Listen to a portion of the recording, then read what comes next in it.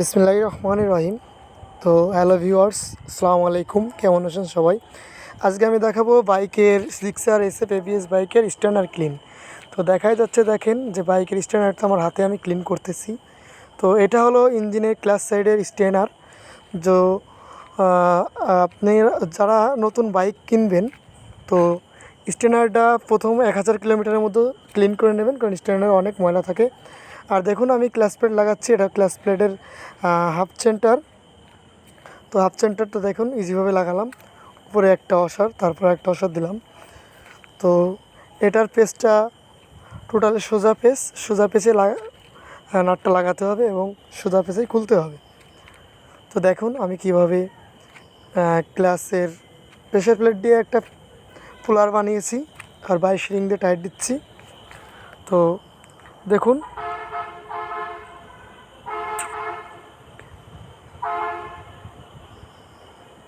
ওকে, আমার টাইট দেওয়া কমপ্লিট। এখন আমি ক্লাস প্লেটগুলো সুন্দরভাবে লাগাবো। তবে একটা কথা, যে ক্লাস প্লেটগুলো লাগানোর আগে সুন্দর নতুন অয়েল, ইঞ্জিন অয়েল দিয়ে ক্লাস প্লেটগুলো ভিজায় নেবেন। দেখুন আমি সিনথেটিক অয়েল দিয়ে ক্লাস প্লেটগুলো ভিজায় নিলাম। এখন একে একে করে ক্লাস প্লেটগুলো লাগাবো। তবে দেখতে হবে ক্লাস প্লেটগুলো অবশ্যই সোজাভাবে লাগাতে হবে। ক্লাস প্লেট কখনোই একটা এ পিঠ একটা ও পিঠ করে লাগানো যাবে না। ক্লাস প্লেটের একটা সোজা ভাব আছে, সোজা দিক করে লাগাতে হবে। দেখুন আমি দেখিয়ে দিচ্ছি, সোজা দিকে লাগাচ্ছি। এবং একটা ক্লাস প্লেট প্রথমে, দ্বিতীয় একটা প্রেশার প্লেট, তারপরে আবার ক্লাস প্লেট যাবে, আবার প্রেশার প্লেট যাবে। তো প্রেশার প্লেটগুলো সোজা দিতে হবে, ক্লাস প্লেটগুলো সোজা দিতে হবে। তো একটা ক্লাস প্লেট একটা প্রেশার প্লেট এইভাবে দেওয়া লাগবে। দেখুন আমার প্রায় ক্লাস প্লেটগুলো লাগানো শেষ। তো এটা ফুল সেন্টার অথবা ফুল ডিস্ক বলতে পারেন, class half disk full disk যাকে বলে, এটা হলো ফুল ডিস্ক। তো স্প্রিংগুলোও নাটগুলোও সুন্দর করে লাগাতে হবে। 5টা স্প্রিং 5টা নাট অবশ্যই খেয়াল করবেন, 5টা স্প্রিং 5টা নাট দিয়ে লাগাতে হবে। আর যদি অনেক পুরাতন বাইক হয় তো ক্লাসের স্প্রিংয়ের প্রেশারগুলো দেখে নিতে হবে। যদি স্প্রিংয়ের প্রেশার সমস্যা থাকে তাহলে নতুন ক্লাস প্লেট লাগালেও কিন্তু স্কিড করবে। বাইকটার সমস্যা ছিল মূলত ক্লাস প্লেটের। ক্লাসে বাইকটা যখন 3 গিয়ার 2 গিয়ারে দিয়ে টান দিত, তখন ক্লাসে ইঞ্জিনের ভিতর থেকে একটা স্কিড আওয়াজ আসতো, যেমন ঘ্যাস করে একটা আওয়াজ হয়। যাদের বাইক আছে জিক্সার বাইক, তো তারা হয়তো এই সমস্যাটা ফিল করেছেন অথবা আগামীতে করবেন। তো সেই ক্ষেত্রে আপনাদের জানা দরকার যে ক্লাস প্লেটের কারণে কী সমস্যা হতে পারে আর ক্লাস প্লেট কীভাবে লাগাতে হয়। তো দেখুন ক্লাস প্লেটের কারণে স্কিড করা আওয়াজ আসে, ইঞ্জিন থেকে টান কমে যায়, ইঞ্জিনের মোবিল কালো হয়, ইঞ্জিন হিট হয় প্রচুর। তো আমি একটা এক্সট্রা কাজ করতেছি, কাজের বিষয়টা দেখেন যে আমি গিয়ার স্প্রিং চেঞ্জ করব, কারণ গিয়ারটা সব বাইকের জিক্সার বাইকের গিয়ার হার্ড হয়। তো গিয়ার স্প্রিং মোটা দেওয়ার কারণে, দেখুন আমি দেখাচ্ছি, মোটা দেওয়ার কারণে গিয়ারটা হার্ড হয়। আমি ওখানে চিকন একটা স্প্রিং লাগাবো।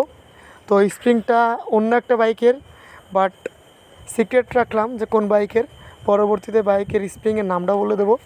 তো দেখুন সুজুকি জিক্সারের অরিজিনাল স্প্রিংটা মোটা, এই যে আমি দিচ্ছি চিকন স্প্রিং, খেয়াল করে দেখবেন দর্শক। তো দেখুন যে আমারটা চিকুন, এটা মোটা ছিল, মোটাটা আমি চেঞ্জ করে চিকুনটা লাগাবো। তবে স্প্রিংটা লাগানোর জন্য সুদক্ষ টেকনিশিয়ান দ্বারা লাগাতে হবে, কারণ স্প্রিং লাগানোর সময় অনেক টেকনিশিয়ানরা দেখা যাচ্ছে ওই ঘাটটা ভেঙে ফেলে, স্প্রিংটা লাগাতে পারে না।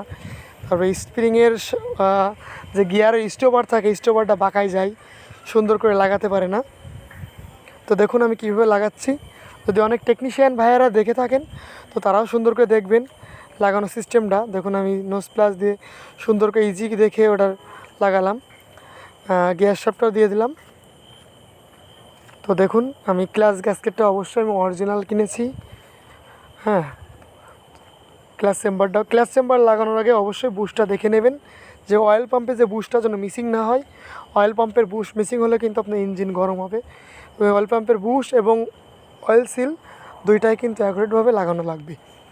তো আমার ক্লাস সাইড ওকে, টোটালে আমি নাট লাগাচ্ছি। তো ধন্যবাদ ভিউয়ার্স, যে আপনারা আমার সাথে এতক্ষণ সময় দেওয়ার জন্য, আমার ভিডিও দেখার জন্য। তো অবশ্যই আমার ভিডিওটা লাইক কমেন্ট শেয়ার করবেন, সাবস্ক্রাইব করবেন।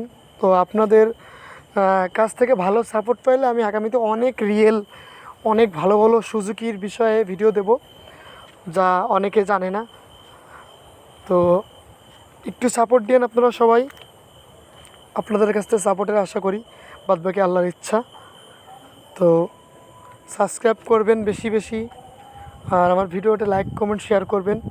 তো ভিউয়ার্স, সম্মানিত ভাইগণ, তো আপনাদের সবাইকে আল্লাহ হাফেজ, ভালো থাকবেন সবাই।